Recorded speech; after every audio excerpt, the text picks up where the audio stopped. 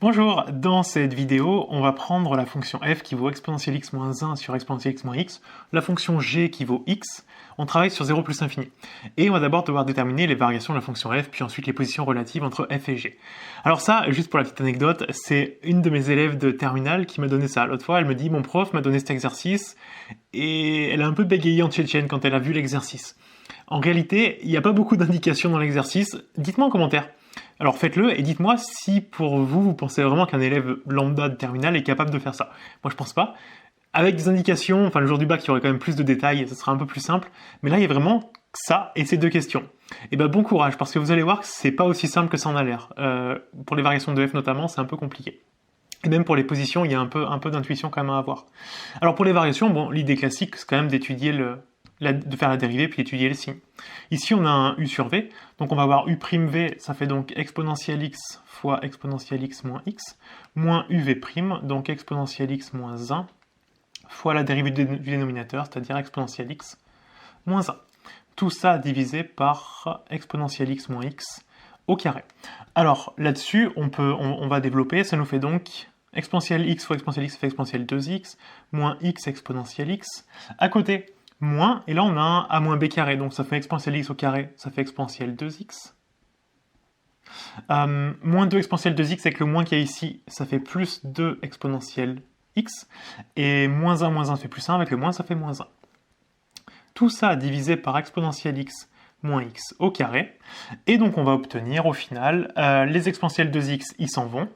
Il nous reste donc ici exponentielle x, on va pouvoir factoriser exponentielle x facteur 2, ici on a 2 moins x, et moins 1 tout seul à côté qu'on ne peut pas factoriser, sur exponentielle x moins x, le tout, au carré. Et là arrivent les problèmes. Comment est-ce qu'on peut étudier ce truc-là? Alors, le signe du dénominateur, il n'y a pas trop de doute, c'est très facile, c'est positif. Par contre, au numérateur, là on aura un gros problème parce qu'on veut trouver une information sur x. Sauf que le x, il est à la fois dans l'exponentiel, et à la fois en dehors de l'exponentiel en multiplié, moins x exponentiel. Si on essaye de mettre du logarithme, par exemple, je ne sais pas par quel moyen, mais mettre du logarithme pour sortir le x de l'exponentiel, l'autre va rentrer dans le logarithme. Et donc on s'en sortira jamais. En fait, quand on a à la fois la variable qui est dans l'exponentiel et qui est en dehors de l'exponentiel, on pense à la fonction de Lambert. Alors évidemment, comme c'est même pas enseigné en France, on a oublié l'idée. Donc il va falloir trouver une autre option. Mais pour étudier le signe du numérateur, eh ben bon courage. Donc ce que je vais faire, je vais effacer le tableau, mettre juste la dérivée, et on va s'occuper de ça. On a donc trouvé cette dérivée-là. Alors à partir de cette dérivée, le signe du dénominateur, il n'y a pas de problème. Par contre, le numérateur, on ne peut pas le déterminer, il est très compliqué. Une technique qui marche bien, en fait, quand on veut déterminer le signe d'une fonction qu'on n'arrive pas à déterminer, c'est de faire son tableau de variation, et puis aller voir son minimum, son maximum, et d'essayer d'en tirer des informations. Donc là, on va poser une nouvelle fonction, on peut l'appeler h de x par exemple, qui va être notre numérateur. h de x, ça fait 2 moins x, moins 1. On va la dériver. H', ça va donc faire u fois v, ça fait exponentielle fois 2 moins x, donc exponentielle x facteur 2, là on aura 2 moins x, plus u fois v', v' qui vaut moins 1, donc on rajoute un moins 1 ici. Et le moins 1 à côté, il dégage, enfin il disparaît en sa dérivée, donc il nous reste exponentielle x facteur 2, 1 moins x. Pour avoir le signe de ça, bon c'est déjà beaucoup plus simple, parce que ici on a une fonction affine, le 1 moins x, là on a une fonction exponentielle qui est toujours positive, ce qui veut dire que là, on va faire le tableau, on est sur 0 infini, puisque c'est notre intervalle sur lequel on travaille. L'exponentiel, lui, ne change jamais de signe, donc il n'y a pas de problème. Le 1 moins x, lui, il change de signe quand x vaut 1. 1 moins x égale 0. Et puis, c'est une fonction affine décroissante. Donc si elle est décroissante, elle descend, donc elle vient d'en haut pour aller en bas. Hop, là on a le 0. Donc notre h' va être, ici on a plus, va être positif, négatif. Et donc notre h va être croissant et décroissant. Alors quand vous avez cette configuration-là, et que vous cherchez le signe de la fonction, ben, une première idée, c'est d'aller voir le signe du maximum. Avec un peu de chance, il est négatif, donc si le maximum est négatif, tout le monde est négatif. Pour ça, on va calculer h de 1. h de 1, il nous fait donc exponentielle 1, donc ça fait e, 2 moins 1, ça fait 1, donc e moins 1. E, il vaut 2,72, moins 1, ça fait environ 1,72, qui est positif, qui est un peu ennuyeux, sauf si en 0 et en l'infini, bah, c'est positif. Il faut qu'on voit ça. Alors en 0, h de 0, ça nous fait quoi? Quand x vaut 0, ça fait donc exponentielle 0, ça fait 1. 2 moins 0, ça fait 2, donc on a 2 fois 1, 2. Moins 1, ça fait 1. Ah, ça c'est positif, plutôt bon signe. 1, 1,72. Environ, j'aurais mieux fait de mettre e moins 1 pour être précis, bon, c'est un peu moche. Et puis là, il nous faut la limite, donc on va regarder la limite en plus infini.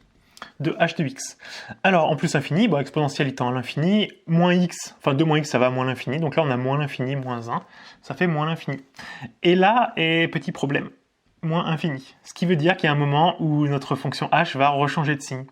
Et c'est là que, alors déjà, je pense qu'un élève de terminale, je vais dire d'un niveau normal, il pense pas à, pour étudier le signe d'une fonction, aller étudier son tableau de variation, il n'y pense pas, et une fois qu'il a ça, et ben là, à mon avis, il arrête complètement.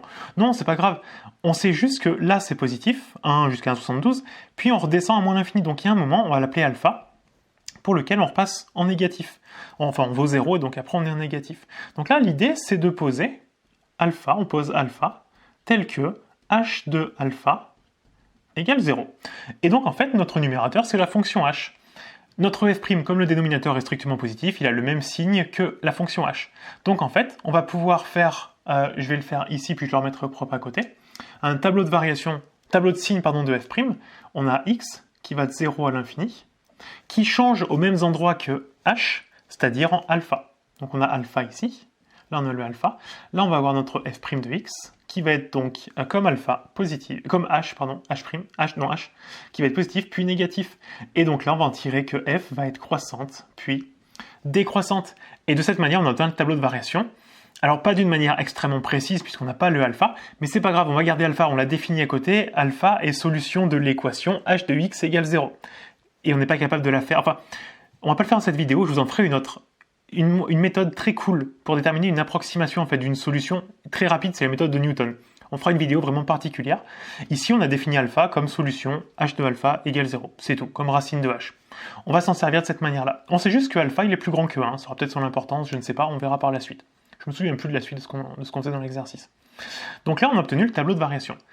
Ensuite, deuxième question, on va étudier les positions de f et g. Alors là, pour le coup, ça revient à une question très classique au départ. On va faire l'un moins l'autre. Hein. Vraiment, quand on veut la position de deux fonctions l'une par rapport à l'autre, on fait l'une moins l'autre, on fait le signe. Donc ça, c'est vraiment quelque chose qu'un élève de terminale doit savoir faire. Donc on va faire ça tout de suite. Pendant ce temps que j'efface le tableau, pensez à mettre un petit pouce en l'air sous la vidéo. C'est ce qui fait, enfin ça fait plaisir si je vois que les vidéos plaisent. Un commentaire pour me dire ce que vous pensez du niveau de cet exercice. Est-ce qu'un élève de terminale de 2025, d'après vous, ou 2026 même maintenant, d'après vous, est-ce qu'il est en... Parce que est-ce que ce serait normal pour lui de savoir faire ça ou pas.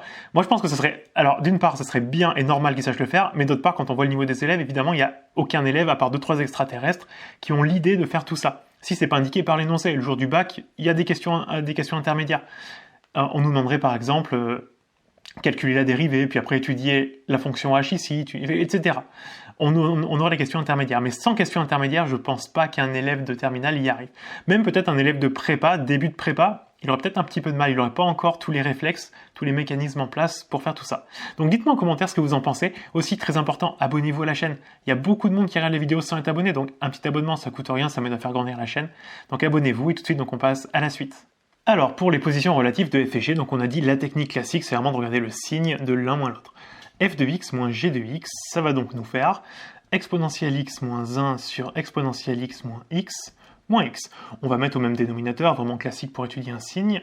Ça nous fait donc exponentielle x moins 1. Lui, on va multiplier par le dénominateur, donc ça nous fait moins x fois exponentielle x moins x. Tout ça sur exponentielle x moins x. Alors, on peut développer peut-être un petit peu au numérateur. Ça va donc nous faire exponentielle x moins 1 moins x exponentielle x plus x au carré. Et au dénominateur, on va avoir exponentielle x moins x. Alors, notre numérateur, ça serait cool qu'on arrive à le factoriser. Alors, pour essayer de le factoriser, ce serait cool qu'on trouve une racine. En fait, quand on y regarde de plus près, il faudrait qu'on vire les exponentielles pour qu'on se retrouve avec un polynôme pour chercher la racine. Pour enlever les exponentielles, ce serait cool qu'on ait exponentielle x, forcément il restera comme ça, moins exponentielle x. Autrement dit, il faudrait que le x soit égal à 1. On peut tester x égale 1. Ça nous fait e, on va tester, quand x vaut 1. Au numérateur, ça nous fait donc e, moins 1, moins e, plus 1. Autrement dit, on trouve 0, ce qui veut dire qu'on va pouvoir factoriser sous la forme 1 moins x, 1 est racine, facteur de quelque chose. Alors, facteur de quoi? On va essayer de le déterminer. Divisé par exponentielle x moins x. Pour déterminer facteur de quoi, il faut qu'on regarde ce qu'on avait à la base. À la base, on avait du x au carré. Pour retrouver du x au carré, il faut qu'on mette un polynôme de degré 1 ici, parce que ici, on a un degré 1. Donc en fait, dans la parenthèse, nous, on veut un 1 moins x facteur de. Ici, on veut un ax plus b, premier degré, mais comme on avait de l'exponentielle au-dessus, il nous faut, faut qu'on mette de l'exponentiel avec. On va le chercher sous cette forme-là. Et peut-être une quantité, on peut mettre un c ici exponentiel, même si je ne vois pas pour quelle raison il y aurait un... Non, il n'y a pas de coefficient. Nos exponentiels, les coefficients, c'est seulement x ou 1. Donc là, il n'y a pas de raison que c soit égal à autre chose. Le x viendra du moins x probablement. Donc, on peut mettre un c, mais normalement, il n'y a pas de raison. Alors, si on développe, ça nous fait donc ax plus b plus exponentielle x moins ax au carré moins xb moins x exponentielle x. Ce qui nous donne donc, par identification, des x au carré, on en voulait 1, là on en a moins a. Donc on a déjà a égale moins 1, obligatoirement. Ensuite, qu'est-ce qu'on va avoir en exponentiel? En exponentiel, ici, nous on a exponentielle x facteur de 1 moins x. À la base, on en voulait 1 moins x, donc en fait c'est bon. Il n'y a pas besoin de toucher au coefficient, c'est ce que je vous disais. L'exponentiel, il n'y a pas de coefficient. Enfin, on garde 1 comme c'est ici, on a déjà ce qu'on veut. Ok. Et donc après, on va s'occuper que de la suite du polynôme. Le bx, les quantités de x, à la base, au-dessus, on avait, alors, le x exponentiel, mais on a déjà tenu compte, lui, on va les oublier, les exponentiels, parce que ça, c'est déjà géré, le cas. Second du x, on a seulement ax moins xb. Donc on a, en x, on a a moins b. Qui doit être égal, avant, à la base, on en avait 0 dx. Donc égal 0. Ce qui nous donne donc a égale b, sauf que a, il vaut moins 1, donc ça fait b égale moins 1. Et donc de cette manière, on a trouvé finalement notre ax, donc ça fait moins x, moins b, donc moins 1, enfin plus b, donc moins 1, et plus exponentielle, on a dit à la fin, plus exponentielle x. Voilà notre factorisation. Maintenant que c'est factorisé, on devrait pouvoir étudier un peu plus simplement le signe de cette quantité-là. Et là, on en arrive à l'étude du signe. Alors, pour 1 moins x, ça c'est très facile. Hein. C'est la même fonction tout à l'heure, elle est croissante, elle est décroissante, donc ça fait positif puis négatif, avec changement en 1. Pas de doute. Pour l'autre à côté, très compliqué, c'est un peu le même problème que tout à l'heure, il y a du x dans l'exponentiel, du x en dehors. Par contre, à la différence de tout à l'heure où on avait plein de choses différentes, là on a quelque chose d'intéressant.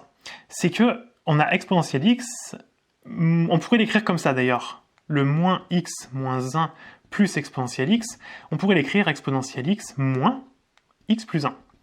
Pourquoi c'est intéressant? Parce que là, on a exponentielle x, là, on a une fonction affine. Dans un exercice, quand vous... c'est pas n'importe quoi, l'exercice normalement est prévu pour, on vous donne un truc qui va bien marcher. Quand on a une fonction moins une fonction affine, souvent la fonction affine, c'est une tangente. Donc on peut être tenté d'aller chercher à quelle tangente ça correspond par rapport à la fonction exponentielle x. Nous, on cherche une tangente dont le coefficient directeur serait 1. Ici, on a 1x. La dérivée, le coefficient directeur, c'est le f'. La dérivée d'exponentielle, c'est lui-même. Donc on cherche un x pour lequel exponentielle vaudrait 1, le coefficient directeur ici. Forcément, c'est x égale 1. Donc ce qu'on peut faire, c'est la tangente à l'exponentielle. Qu'est-ce que je vous ai dit? C'était x en 0. Hein. Je me rappelle plus ce que je vous ai dit. C'est pour x égale 0 hein, qu'on cherche. Hein. Le exponentielle 0 qui donnera 1. Donc on fait la tangente en 0. Ce qui nous donne donc exponentielle x' en 0, ça fait 1. Fois x moins 0, plus f de 1, donc exponentielle 0, ça fait 1. Et regardez ce qu'on trouve, x plus 1. Et ça, clairement, je pense qu'il n'y a aucun élève de terminale qui pense à faire ça. Donc là, on va se trouver avec x plus 1, ce qui veut dire qu'en fait, notre exponentielle x moins x plus 1, c'est la fonction exponentielle moins une de ces tangentes. Or, on sait que pour tout x appartient à R, exponentielle x, elle est convexe. Donc au-dessus de ces tangentes, au-dessus de toutes ces tangentes, donc en l'occurrence celle en 0. Ce qui veut dire que exponentielle x sera supérieur ou égal à x plus 1. Donc exponentielle x moins 1 sera plus grand que 0. Et de cette manière, on étudie le signe. Et ça, clairement, il a fallu que je guide beaucoup mon élève parce que seul, il n'y arrive pas. Enfin, c'est normal, en terminale, sans question intermédiaire, normalement, on n'arrive pas à faire ça. Ce qui veut dire que ici, ça c'est toujours positif. Ça change un petit peu. Le dénominateur, le dénominateur, regardez, exponentielle x moins x, il est là. En fait, il suffit de remettre le moins 1 de l'autre côté, on trouve qu'exponentielle x moins x est toujours plus grand que 1. Donc c'est forcément positif aussi. Ce qui veut dire que le signe de f moins g, c'est uniquement le signe de 1 moins x. On va terminer l'exercice là-dessus. On est sur 0 plus infini, on a le changement en 1. f moins g, signe de 1 moins x, donc c'est positif, négatif. f moins g est positif, c'est-à-dire que f est au-dessus de g. f moins g négatif, c'est-à-dire que f est en dessous de g. Et c'est terminé. Et d'ailleurs, ça correspond un petit peu quand même à ce qu'on a trouvé comme tableau de variation pour la fonction f tout à l'heure. On se souvient, on avait trouvé une fonction croissante décroissante. La fonction g, elle est toujours croissante, elle c'est une fonction affine, donc elle peut faire un truc comme ça. Ce qui fait que f peut être au-dessus, puis après, à un moment, elle va passer en dessous comme elle redescend. Donc, ça correspond complètement à ce qu'on avait trouvé juste avant. Voilà, on en a fini pour cette petite vidéo. J'espère qu'elle vous a plu. Dites-moi en commentaire ce que vous en pensez du niveau de cet exercice. Est-ce que c'est vraiment sans question intermédiaire? Est-ce que c'est vraiment adapté à un élève de terminale ou plutôt un élève de prépa ou de fac? Dites-le moi en commentaire. Pensez à mettre un petit pouce en l'air sous la vidéo, ça fait ultra plaisir, et vous abonner à la chaîne, ça c'est très important. Et moi, je vous dis à bientôt pour une prochaine vidéo.